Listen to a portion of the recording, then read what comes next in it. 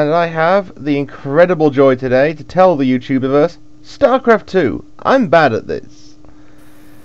This video is shot entirely from my perspective. It was actually filmed live whilst I was playing, and as such you won't be able to see any movement on my enemy side, you won't be able to see what they're planning. All I know is I'm up against Zerg, which is brown trousers time enough already for me because I suck against Zerg. So I'm getting my pylon out nice and early because I don't want to get supply blocked while my Nexus is constantly producing probes in order to mine the minerals. And I'll say this now as a disclaimer, this is a practice league game because I don't really get around to playing Starcraft all that much, and I'm not exactly competitive about it. If I was, I probably would be better, but I'm just terrible. So I didn't really know what to expect going into this match because I've had some people who have absolutely curb stomped my face in the practice league, and I've also had some people who they seemed AFK for a very long time, let's put it that way.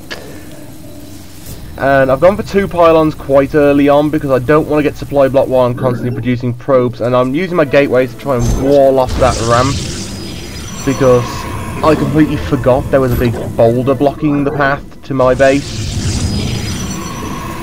But the boulders are easily overcome anyway. And I think at this point I've sent out one of my probes to scout, but it hasn't really worked that well because, like I said, I forgot there's a boulder there, and its scouting path is very, very short. Eventually I do overcome this issue, but then there's another boulder and all things go to hell. Yep, there goes my scouting probe, and he'll be back in very shortly. I like this map for one reason. It always gives you 2 obvious expansions regardless of where you are, and in this case I've got the one directly to the left and directly to the right of the bottom of that ramp, and I do make the most of both of them at one point. I'm getting my assimilators down because obviously once I've researched warp gates I'm going to be trying to get in very, very quickly with the advanced units. My cybernetic core just coming into play. Naturally the first thing most Protoss players do, myself included, is research warp gates and then chrono boost the hell out of it. I do love chrono boost, it's such a good ability. And at this stage it's really just a mineral race between you and your opponent, so there's not much going on, but obviously I've got a second pylon up and starting to get some zealots out because the Zerg will own my face if he decides to push, because by their sheer numbers Zerg are incredible. I'm attacking that boulder, trying to free up some room for my scouting probe, and I'm getting my Templar archive in nice and early so I can start working on some of the more complicated units, as well as the enhanced shields and ground weapons from the forge I've built. I always research the ground stuff more than the air because the main Protoss unit for the air is Void Rays, and they're overpowered to begin with, but that's why I love them. As you can see, I'm getting some more zealots out while that research is warp gates for me, getting a pylon nice and close to my army so that I can just pop them in without them having to run for miles. And as you see, I'm chrono boosting my cybernetic core right there, trying to get my warp gates up, Dark Shrine going down because obviously Dark Templars are possibly one of the best Protoss ground units, especially if, like me, you didn't think that at this point in the game your enemy would have any kind of stealth detection. And there's my observer, just come out of my cybernetics core. This tactic does start off as a standard 3-gate robotics, but it soon devolves into absolute chaos.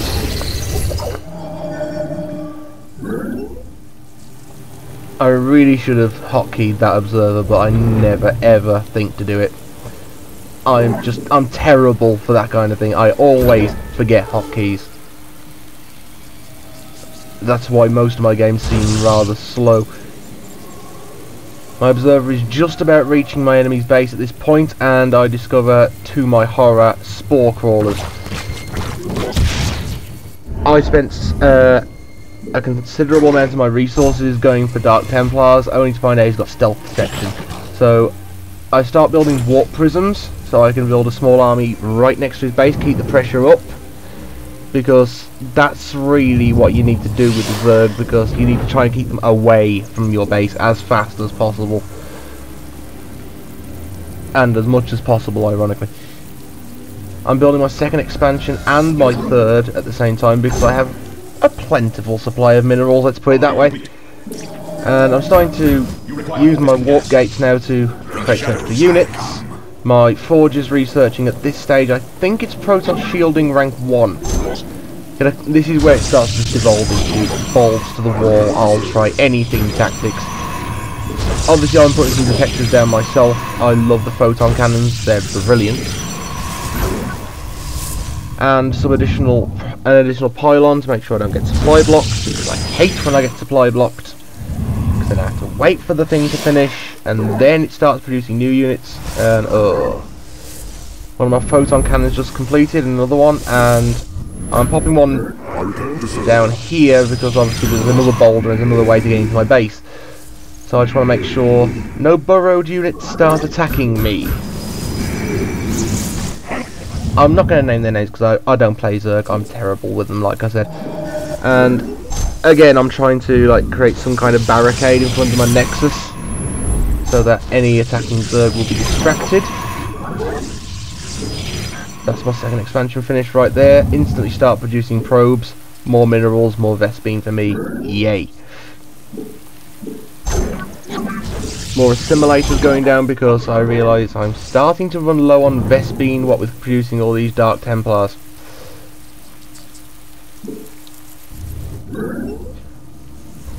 My gateways are finishing, and as they finish I go from my starports, because Stargate with Proton. Yeah, should know that, I'm such a nerd. I've just completed 3 more warp gates off those new expansion, and I am putting down another pylon because air units take up a lot of supply compared to ground. Still producing probes, still mining minerals, it's all good. I don't actually think I use assimilators on that third expansion, I think that's purely mineral based.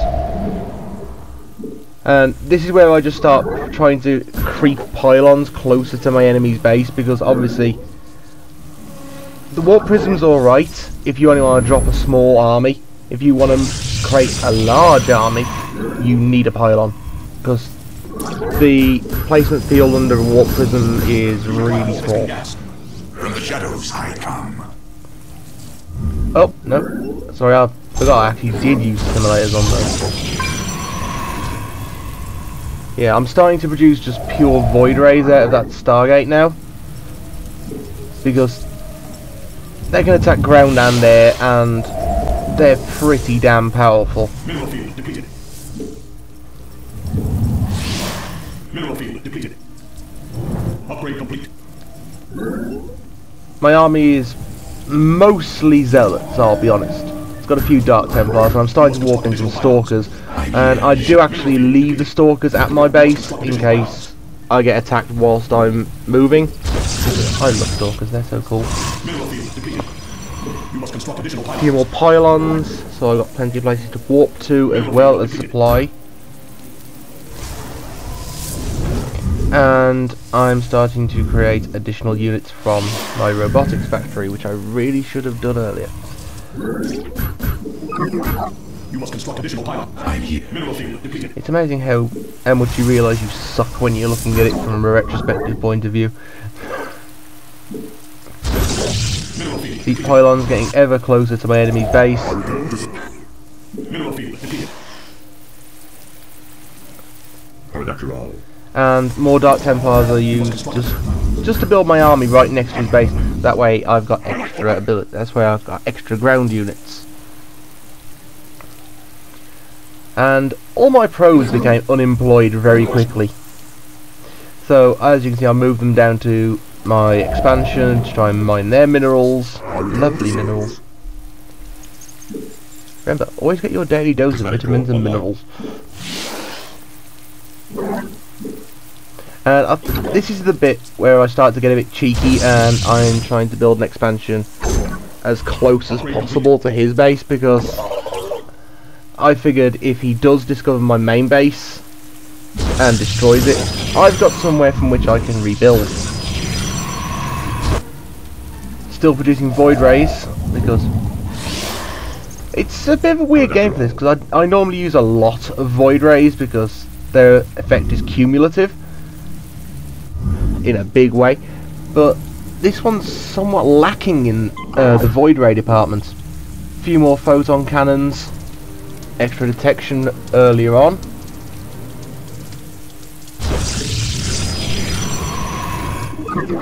I really do have trouble placing things on hills. Now, as you can see, he's got a few overseers out now, so I send one void ray off just to apply a bit of pressure. I don't want to go too close because he's got spore crawlers and it will shoot them down. Because I don't know what he's researched, he doesn't know what I've researched, and I definitely didn't research air abilities. I decided to send in one more observer just to see how far he's come along. I know it won't last very long against those spore crawlers and other aerial assault units, but I just want to see exactly what he's built so far. And there's the lag. Yeah, I get a bit of lag in this game because my internet connection isn't quite as good as it should be today. It doesn't like me very much, but it recovers and we're able to continue the match. I decided to leave that boulder in place as opposed to moving any real units up to his base, because I figured by the time he's fought through my Dark Templars and then fought through the boulder, I will have been able to build a few more units, maybe in my new expansion, and then would have just been able to just come down and curb stomp him. As it happened in this game, I didn't need to do that because, like I said, practice league, you never know what you're going to get. You might get someone who's been playing this for about 6 months, you might get someone who's been playing this for 6 days. And there is a steep learning curve in Starcraft 2. I'm just not very good at learning. I've warped in a few zealots at that additional warp prism because I want to use those to take out the spore crawler, or at least do as much damage as possible.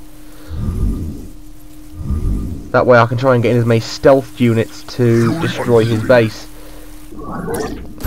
My Dark Templars at the other warp prism are augmented with stalkers because the stalkers are cool. And this is where I start making my main push. I bring all my units apart from my stalkers from my main base and send in my small zealot force. Hopefully choppy choppy, down goes spore crawler. Not the case, so I get Zerg. Prismatic core online. Zerg are powerful by their sheer number. Protoss are powerful by their shields. This is where I decide I'm going to attack anyway. I'm trying to target as many of these spore crawlers at once with as many units as possible so they go down fast, and it really does help at this point. All my Dark Templars just go in and own everything. And as you can see, last spore crawler goes down. There's the GG.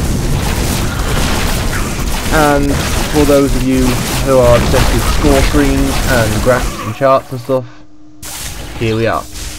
This is my basic scorecard. Here's my graph. I've been Salis. I'm bad at this, and I will see you next time.